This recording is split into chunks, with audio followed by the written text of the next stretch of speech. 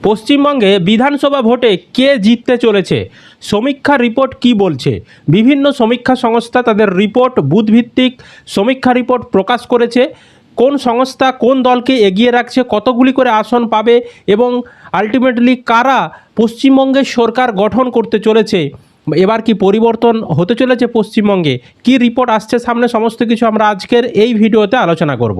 তো অবশ্যই ভিডিওটি বেশি বেশি করে শেয়ার করে দিন, সকলে যাতে খবরটি জানতে পারে। আর এই ধরনের আপডেটগুলি পাওয়ার জন্য চ্যানেলটিকে সাবস্ক্রাইব করবেন।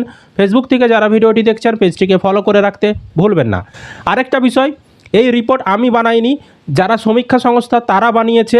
তাই যদি গালাগালি করতে হয় আমাকে গালাগালি করবেন না, আমি এখানে আমার মন গড়া কথা বলছি না, যেটা রিপোর্টে প্রকাশ করেছে সেটাই আমি বলছি। দেখুন কি বলা হচ্ছে, পশ্চিমবঙ্গে বিধানসভা নির্বাচনে বুথ ফেরত সমীক্ষার ফল প্রকাশ্যে আসতে শুরু করেছে। দেখা যাচ্ছে অধিকাংশ সমীক্ষাতেই বিজেপি এগিয়ে, তারা সংখ্যাগরিষ্ঠতা জাদু সংখ্যা ছুঁয়ে ফেলেছে। কোনো সমীক্ষায় আবার তৃণমূল এগিয়ে রয়েছে। তবে সর্বত্রই বিজেপি এবং তৃণমূলের হাড্ডাহাড্ডি লড়াইয়ের ইঙ্গিত পাওয়া যাচ্ছে।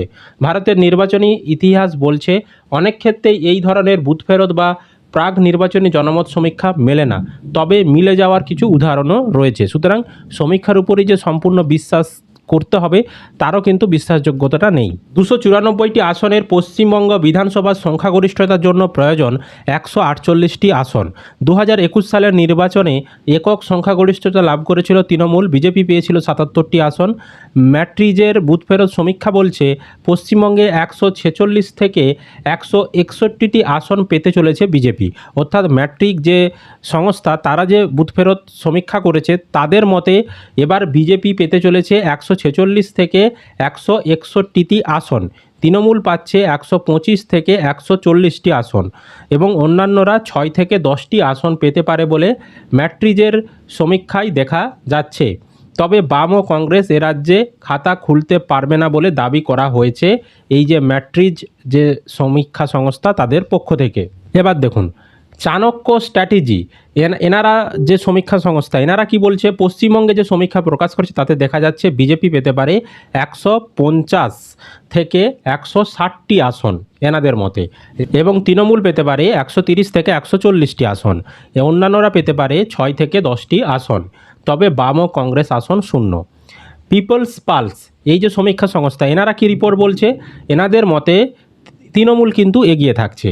তারা বলছে 178 থেকে 189টি আসন পেতে পারে তৃণমূল, বিজেপি পেতে পারে 95 থেকে 110টি আসন, অন্যান্যরা পেতে পারে 1 থেকে 3টি আসন, মানে কংগ্রেসের কথা বলা হচ্ছে, এবং বামেরা 0 থেকে 1টি আসনে জয় পেতে পারে বলে এই সমীক্ষা সংস্থা দাবি করছে। এবার পি মার্ক সমীক্ষা সংস্থা তারা বলছে এদের মতে বিজেপি পেতে পারে 150 থেকে 175টি আসন, তৃণমূল পেতে পারে 118 থেকে 138টি আসন, অন্যান্যদের কোনো আসন দেওয়া হয়নি এই সমীক্ষায়। তারপর প্রজা পোল এই যে সমীক্ষা সংস্থা এনারা বলছে বিজেপি পেতে পারে 178 থেকে 208টি আসন, আর তৃণমূল পেতে পারে 85 থেকে 110টি আসন, অন্যান্য দলগুলি 0 থেকে 5টি আসনে জিততে পারে বলে এই সমীক্ষা দাবি করছে। তারপর পোল ডায়েরির সমীক্ষা রিপোর্ট, ওনারা বলছে বিজেপি পেতে পারে 142 থেকে 171টি আসন, আর তৃণমূল পেতে পারে 99 থেকে 127টি আসন, অন্যান্যরা 5 থেকে 9টি আসন জেতার সম্ভাবনা রয়েছে এই সমীক্ষা সংস্থার তরফ থেকে। তারপর জনমত পোলস এই সমীক্ষা রিপোর্ট বলছে এনারা আবার তৃণমূলকে এগিয়ে রাখছে, 195 থেকে 205টি আসন পেতে পারে মুখ্যমন্ত্রী মমতা বন্দ্যোপাধ্যায় আবারও রাজ্যে ফিরে আসতে পারে এই সমীক্ষায় বলা হচ্ছে, মানে তৃণমূল পেতে পারে 195 থেকে 205টি, আর বিজেপিকে দেওয়া হচ্ছে 80 থেকে 90টি আসন, কংগ্রেস 1 থেকে 3টি আসন, বামেদের 0 থেকে 1টি আসন দেওয়া হয়েছে, অন্যান্যরা পেতে পারে 3 থেকে 5টি আসন। এছাড়াও যে ভিসি সমীক্ষা রিপোর্ট ওনারা বলছে তৃণমূল 131 থেকে 152টি আসন পেতে পারে, বিজেপি 138 থেকে 159টি আসন পেতে পারে, কংগ্রেস 0 থেকে 2টি আসন পেতে পারে এই সমীক্ষায়। তো এটাই বর্তমানে কিন্তু এখন এই রিপোর্টই এসেছে, পরবর্তী সময়ে কিন্তু আরও রিপোর্ট আসতে থাকবে। তবে আবারও বলে রাখি এই যে রিপোর্ট প্রকাশ করেছে এটা সঙ্গে আমাদের চ্যানেলের কোনো সম্পর্ক নেই, ওনারা রিপোর্ট প্রকাশ করেছে, আমরা জাস্ট আপনাদেরকে সেটা জানাচ্ছি। এই রিপোর্ট অনেক সময় ভুল প্রমাণিত হয়েছে, অনেক সময় সঠিক প্রমাণিত হয়েছে। এবার আসল জিনিস জানা যাবে 4 মে, সেই দিন রেজাল্ট প্রকাশের পরই। আপনাদের কি মতামত কমেন্ট করে জানাবেন। সবাইকে ভিডিওটি বেশি করে শেয়ার করে জানিয়ে দেবেন। আর এই ধরনের তথ্য আপডেট পাওয়ার জন্য চ্যানেলটিকে সাবস্ক্রাইব করবেন।